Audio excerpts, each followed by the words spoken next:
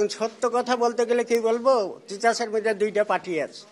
এক পার্টি আছে অবৈধভাবে টাকা খায়, অবৈধ লাইনে টাকা খায়, আর এক পার্টি আছে এগুলো ঠিক করে। এইভাবে তারা চালায় যায়। আপনি ক্যাম্পে দেখেন গা, হাজার হাজার চুলা জ্বলতেছে অবৈধভাবে। যদি আমাদের তিতাসের কোনো কর্মকর্তা কর্মচারী এই অবৈধ কাজে জড়িত থাকে, সেটা অবশ্যই আমার কর্তৃপক্ষের একটা সুব্যবস্থা নেবে, যদি এরকম তথ্য প্রমাণ থাকে। আমাদের ইয়াটা চেক করলো, আমাদের গ্রাহক নম্বর যেটা চেক করলো, তো আমাকে বললো আপনাদের এখান থেকে লাইন কাটা দেখাচ্ছে, আপনারা এটা ঠিক করে আসেন, মিটারটা লাগাই দিব।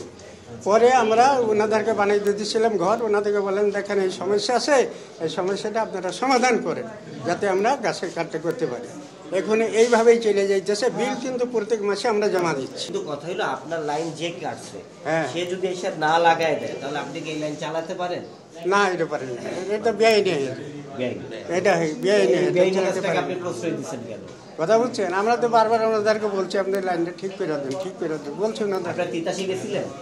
হ্যাঁ, তিতাস আমি অফিসে গেছিলাম, গিয়ে দেখাইলাম, ওদেরকে বলে আসলাম, বলে ওদের ঠিক করেন, লাইনটা ঠিক করেন। তিতাস ওই হেড অফিস একজনের সাথে আমার পরিচয় ছিল, ওনার সাথে কথা বলছি, উনি বললেন যে আপনারা লাইনটা ঠিক করেন। আমরা বিল তো প্রত্যেক মাসে দিচ্ছি, আমাদের বিলে সব লেখা আছে। তারা কি লাইন দিচ্ছে আপনাকে, বা তারা কি বলছে লাইন আপনারা যখন কাটার পরে তিতাসে গেছে? তারা আর কিছু বলে না, যে আপনাদের সমস্যা আপনারা সমাধান করেন, এই কথার বলছে, আর কোনো কথাই বলে নাই।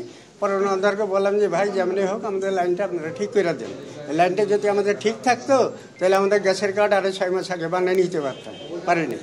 আপনি আমাদেরকে একটু বলবেন যে আপনারা আসলে কি পেলেন? উনি তো বলছেন যে উনি বৈধভাবেই সংযোগ চালাচ্ছেন এবং বিল দিচ্ছেন। এই লাইনটা 18 সালের জুন মাসে লাইনটা সংযোগ বিচ্ছিন্ন করা হয়। ওই ভদ্রলোক আমাদের নিয়ম বহির্ভূতভাবে সেটা পুনঃসংযোগ না নিয়ে নিজেরাই যেভাবে পারছে লাইনটা লাগাই দিচ্ছে। যাই হোক, উনি যেটা বলে দেশে বাইরে ছিল। এখন যেহেতু এটা 18 সালে লাইনটা কাটা, 18 সালের পরে আমার সেলসটা আর বসবে না, যেহেতু লাইনটা কাটা। উনি যদি ব্যাংকে বিল দিয়ে থাকে সেটা ক্রেডিট হয়ে দিচ্ছে। তখন বিল বকেয়া ছিল প্রায় 3,30,000 টাকা। এইটার জন্য 18 সালে তখন ছিল বকেয়া না থাকতে কাটতে পারতো, তখন বকেয়া ছিল, সেই জন্য কাটছি। আর পরে হয়তো আস্তে আস্তে বিল দিচ্ছে। আর যেহেতু এটা নিয়মের বাহিরে যেটা কাটছে, এই জন্য তার এটা 6 বছর ধরে সেটা অবৈধভাবে জ্বালাইছে। সে যদি প্রপার ওয়েতে যাইতো, টাকাটা দিয়ে লাইনটা নিয়ে নিত, তাইলে আর এই সিচুয়েশনটা হইতো না। কোনো কর্মকর্তা দেয় নাই, 6 বছর ধরে চলছে, বিলে ওনারা নিতেছেন, ওনারাও এখানে আছেন না। এখন সত্য কথা বলতে গেলে কি বলবো, তিতাসের মধ্যে দুইটা পার্টি আছে। এক পার্টি আছে অবৈধভাবে টাকা খায়, অবৈধ লাইনে টাকা খায়, আর এক পার্টি আছে এগুলো ঠিক করে। এইভাবে তারা চালায় যায়। আপনি ক্যাম্পে দেখেন গা, হাজার হাজার চুলা জ্বলতেছে অবৈধভাবে। একটা পার্টি আছে, তারা সব চুলা থেকে টাকা নিয়ে যায়, অফিসের লোক এসে টাকা নিয়ে যায়। যদি আমাদের তিতাসের কোনো কর্মকর্তা কর্মচারী এই অবৈধ কাজে জড়িত থাকে, সেটা অবশ্যই আমার কর্তৃপক্ষের একটা সুব্যবস্থা নেবে, যদি এরকম তথ্য প্রমাণ থাকে।